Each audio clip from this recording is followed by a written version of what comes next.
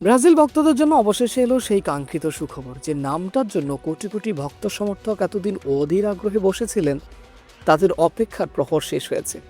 মাঠে ফিরেছেন Neymar junior. দীর্ঘদিনের চোট কাটিয়ে অবশেষে দলীয় অনুশীলনে ফিরছেন ব্রাজিলের সর্বকালের সর্বোচ্চ গোলদাতা। আর মাঠে ফিরেই যেন সবাইকে একটা প্রশ্ন ছুড়ে দিলেন তিনি, আমাকে মিস করছেন?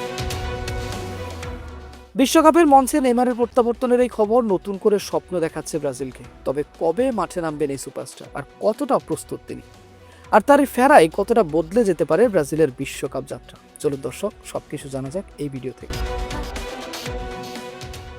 চোটের কারণে গত কয়েক সপ্তাহ ধরে মাঠের বাইরে ছিলেন নেইমার। সান্তোসের হয়ে খেলতে গিয়ে কাপ মাসেলের ইনজুরিতে পড়েছিলেন তিনি। আর সেই চোট এতটাই গুরুতর ছিল যে বিশ্বকাপ শুরুর আগ পর্যন্ত নিয়মিত অনুশীলনও করতে পারেননি তিনি। তবে বুধবার ব্রাজিল শিবির থেকে এলো সবথেকে বড় স্বস্তির খবর। প্রথমবারের মতো সতীর্থদের সঙ্গে দলীয় অনুশীলনে অংশ নিয়েছেন নেইমার। অনুশীলনের পুরো সময় জুড়ে তাকে দেখা গেছে বেশ প্রাণবন্ত আর আত্মবিশ্বাসী। আর সংবাদকর্মীদের উপস্থিতি লক্ষ্য করে নেইমার তো মজার ছলে বলে উঠলেন, আমাকে মিস করছে।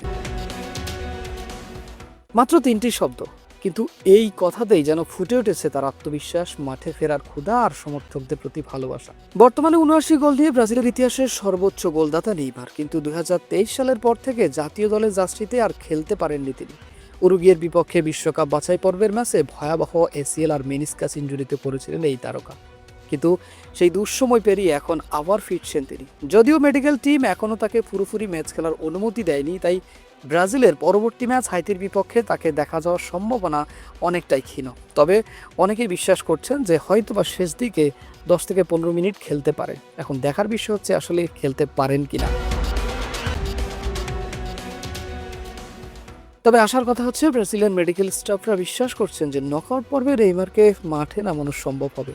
আর যদি সত্যি নকআউটে নেইমার ফিরতে পারেন, তাহলে প্রতিপক্ষের জন্য সেটা হতে পারে সব থেকে বড় দুঃসংবাদ। কারণ বিশ্বকাপের মতো বড় মঞ্চে তার অভিজ্ঞতা, সৃজনশীলতা আর ম্যাচ ঘুরিয়ে দেওয়ার ক্ষমতা কার না জানা। নেইমার একাই যে বিশ্বকাপের যে কোনো ম্যাচ, যে কোনো বড় দলের বিপক্ষে ম্যাচ একাই ঘুরিয়ে দিতে পারে, সেই ক্ষমতা তার আছে। এবং সেটা যারা ব্রাজিলিয়ান ফ্যান আছেন, যারা নেইমার ফ্যান আছেন, তারা অন্তত বিশ্বাস করে। বিশ্বকাপের প্রথম ম্যাচে মরক্কোর বিপক্ষে ড্র করেছে ব্রাজিল, ফলে দ্বিতীয় ম্যাচে হাইতির বিপক্ষে জয় এখন খুবই গুরুত্বপূর্ণ। আর সেই ম্যাচের আগে নেইমারকে অনুশীলনে ফেরা পুরো দলের আত্মবিশ্বাস কয়েক গুণ বাড়িয়ে দিয়েছে। ব্রাজিল সমর্থকদের একটাই আশা, দ্রুত সুস্থ হয়ে মাঠে ফিরে নেইমার আর আবারও সেলেসাউথের বিশ্বকাপ স্বপ্নের নেতৃত্ব দিন। তো দর্শক, আপনার কি মনে হয়, নকআউট পর্বে ফিরে কি ব্রাজিলকে বদলে দিতে পারবেন নেইমার? আর বিশ্বকাপে তার প্রত্যাবর্তন কতটা গুরুত্বপূর্ণ, সেটা অবশ্যই কমেন্টে জানাতে ভুলবেন না। কমেন্টে আপনার মূল্যবান মতামতের অপেক্ষায় রইল। ধন্যবাদ।